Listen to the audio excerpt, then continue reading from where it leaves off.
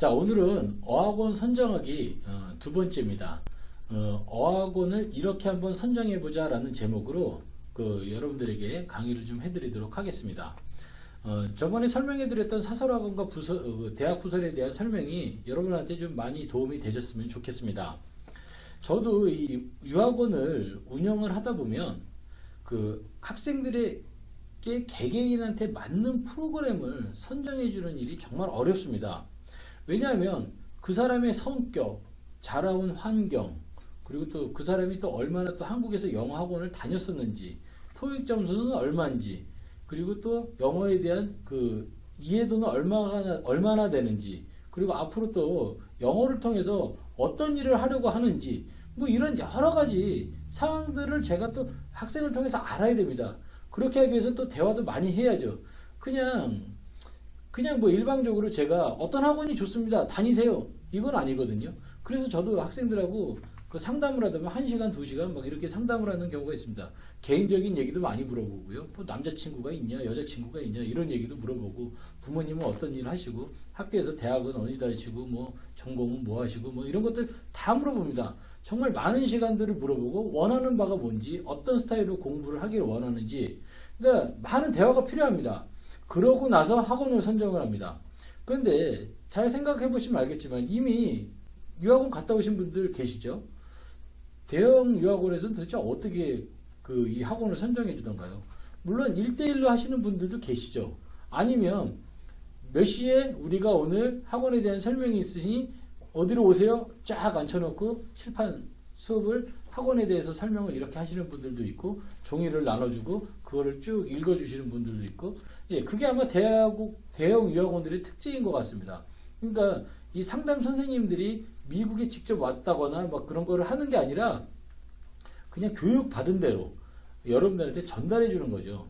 왜 그러냐면 그 어학원이 이 유학원에 커미션을 많이 주기 때문에 이쪽으로 학생들을 유도해야 된다는 것입니다. 그렇기 때문에 학생을 위한 어학원 선정이 아니라 유학원을 위한 어학원 선정이 된다는 것입니다.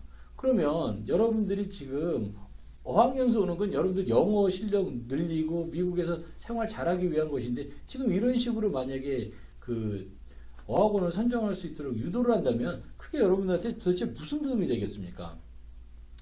어떤 프로그램이 이 학원에 좋다, 어떤 프로그램이 여러분들한테 정말 이 수업을 들을 만하다, 뭐 이런 식의 수업, 이런 식의 강연, 이런 식의 상담, 결국에는 여러분들한테 아주 독이 될 것입니다.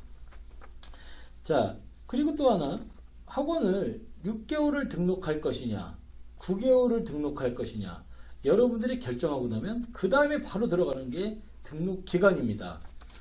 학생들은 대부분 생각을 하죠. 한 6개월 정도 한 학원을 다녀야 영어가 늘지 않겠느냐, 9개월을 한 학원을 다녀야 영어가 늘지 않겠느냐. 제가 근데 계속 설명해 온 건데요, 여러분들은 그러면 정말 많은 기회를 잃으시는 겁니다. 여러분들이 만약에 카플란이라는 학원을 3개월을 다니고요, 뭐 ELS라는 학원을 3개월을 다니고 그 다음에 대학 부서를 가셨다. 그러면 제가 나중에 인터뷰할 때, 대학 취업할 때 인터뷰하실 때 2-3개월, 6개월 이렇게 한다 그래서 이 사설학원 이거 대단한 데 다녔네, 이렇게 얘기하는 데 없거든요. 이 사설학원에서 받은 이 수업은 그냥 여러분들 진짜 영어 실력 향상하는 데 도움이 돼야지, 나중에 뭐 취업하는 데 도움이 되고 별로 그렇게 영향을 미치지 않습니다. 그러니까 그런 부분을 잘 고려하시고, 자, 6개월을 강의를 한 학원에서 들으시잖아요.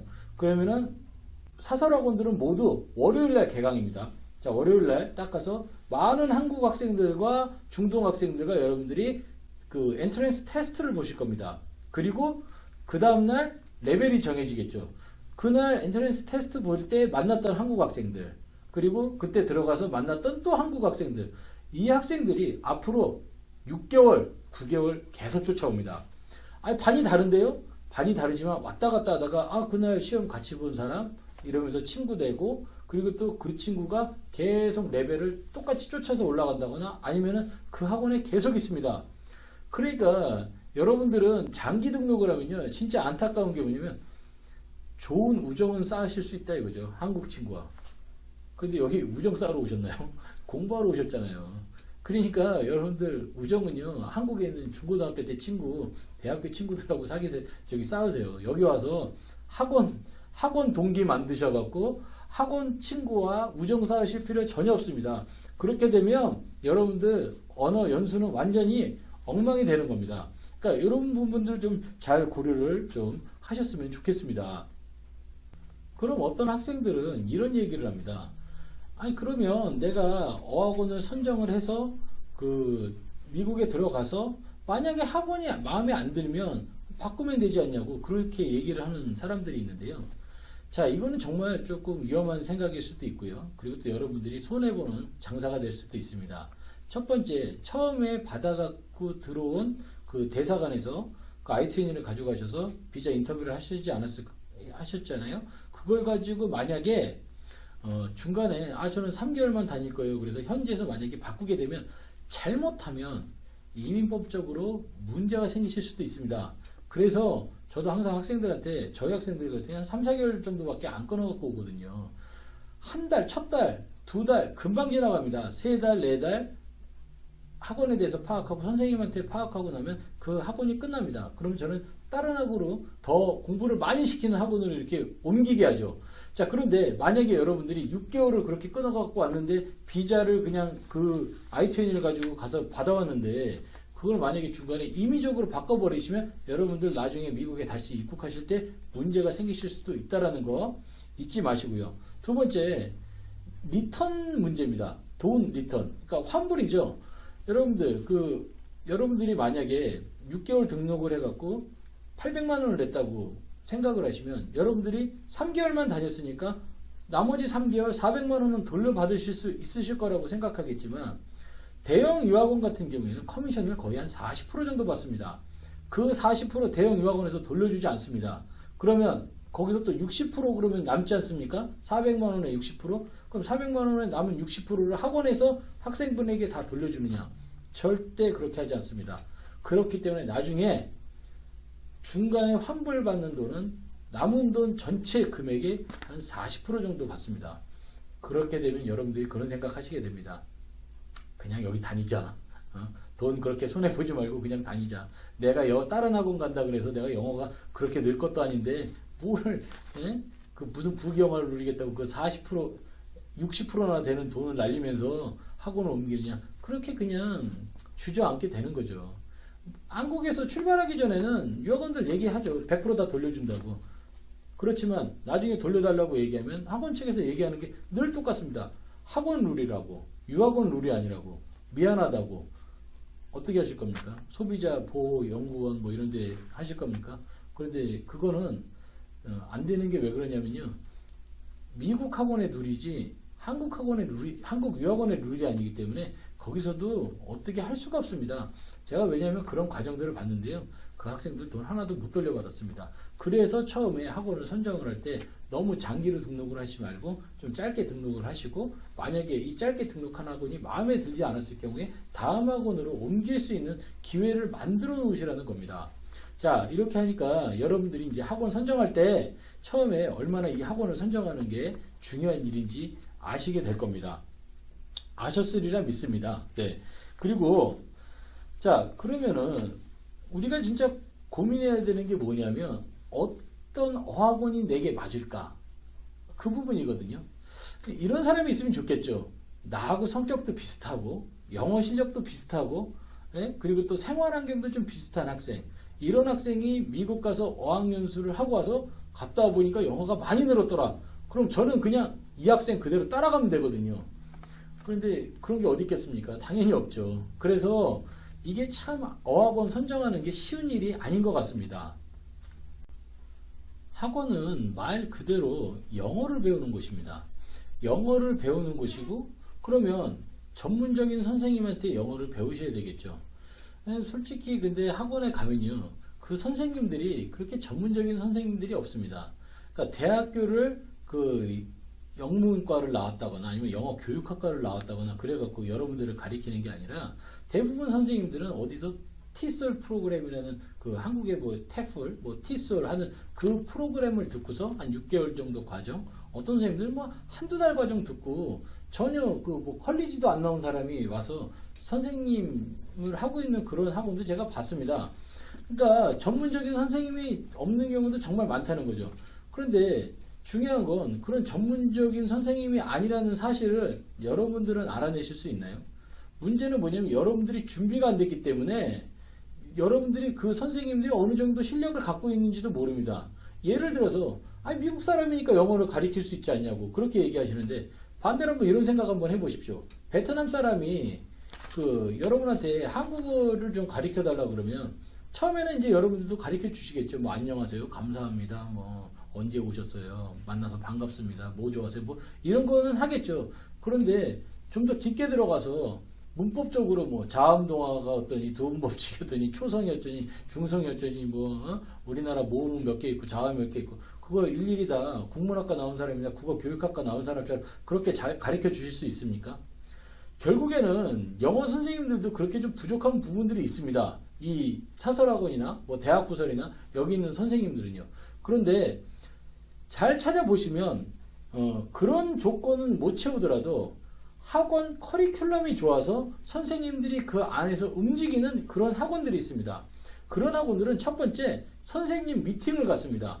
매주 월요일이나 아니면 매주 금요일날 선생님 미팅을 갖습니다. 앞으로 수업을 어떻게 해 나갈 거고 앞으로 커리큘럼은 이렇게 진행이 될 거니까 이런 식으로 가르쳐라. 그리고 매달 한 번씩 그 프리젠테이션 같은 거를 꼭 진행하는데 프리젠테이션을 만약에 학생이 잘 못할 경우에는 졸업시키지 마라. 이런 약간 스트릭한 그런 룰이 있는 학원들이 있습니다. 그런 스트릭한 룰이 있는 학원에서는요. 선생님들이 나쁜 선생님들, 질도 안 좋은 선생님들은요. 이겨내지 못합니다. 다들 나가죠. 그러니까 결국에는 좋은 선생님들만 남습니다. 이런 학원을 찾으셔서 여러분들은 꼭 그런 학원을 등록을 하셔야 됩니다. 대형 어학원을 피하시는 게 제일 중요하죠. 제가 계속 똑같은 얘기를 반복을 해서 죄송한데요. 대형 어학원을 피하시면 여러분한테 더 많은 기회가 분명히 주어집니다. 자, 예를 들어서 대형 어학원에 가면은 너무나도 많은 학생들, 그런 것들이 여러분한테 분명히 독이 되기 때문에 제가 그걸 피하라고 하는 거고요. 그렇다고 해서 이거를 피하라고 해서 여러분들이 무작정하고 소수 정예 학원을 찾아가는 경우가 있습니다. 이 어학원 선정하기 챕터 1편에서도 제가 말씀을 드렸지만 소수 정예 학원이라고 꼭 좋은 건 아닙니다. 여러분들의 실력을 잘 알고 가세요. 여러분들의 성격, 소극적인 성격 절대 거기서 살아남으실 수가 없으세요. 그러니까 여기가 어떤 대화 위주로 하되 어떤 프로그램을 가지고 수업을 하는지 미리 잘 알고 가십시오. 유학원에서는 절대 이런 정보를 쉽게 얻으실 수 없습니다.